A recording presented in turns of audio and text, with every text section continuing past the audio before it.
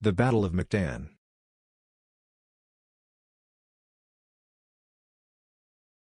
There is an island called the Island of Mactan, which is abundant in minerals and other natural resources, has been undisturbed for a very long time. The island is ideal for farming and fishing, making it the ideal place to live at the ideal time. A young chieftain from Borneo accidentally arrived on the island one day. After spending weeks at sea, he was ecstatic to have discovered this lovely place where he could raise his tribe without worrying about being attacked.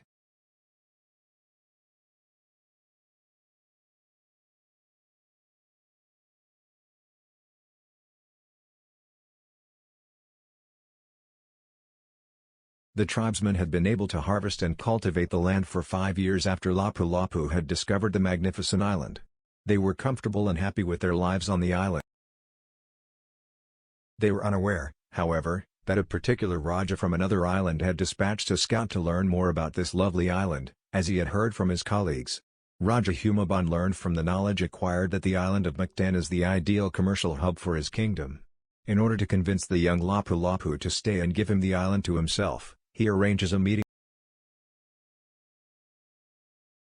Went to Raja Humaban after being called, where he spoke with Humaban about the island of Mactan and the faith of his people. In exchange for leaving the island they currently live on, the Raja offered to relocate the young chieftain's people to another island, promising to provide them with all the goods they would need. Lapu-Lapu was incensed at the suggestion and slammed his bolo into the table to emphasize his point before hurriedly leaving, saying, "How dare those men tell us to abandon this land?" After being forced to capture the island by force, the refusal did not augur well for Humaban, who sided with Spanish explorer Ferdinand Magellan after having no other option but to take the island by force. He put together an army with guns and swords under Magellan. Lapu-Lapu has also been given 3 days to submit or suffer the elimination of his tribe.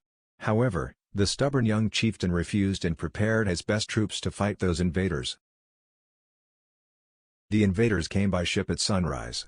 However, due to the shallow water, their ships were unable to reach the island. They had to move to the shore since their cannons were ineffective. They were now more vulnerable to being struck by the poison arrows that were being shot. By the time they reached the shore, only half of them remain. Bolos versus swords, poisoned arrows flying at the unwary invaders. It was a tough struggle. A single fortunate arrow killed Magellan instantly by striking him straight in the heart. The invaders gave up after discovering the death of their leader. A terrible battle took place at Mactan. The land they regarded as a treasure was protected at the cost of lives. With a great leader like Lapu-Lapu, nothing is impossibly difficult, despite how powerful the enemies may be. Therefore, all the sacrifices were worthwhile. The story of Lapu-2X and Magellan's conflict comes to an end at this point.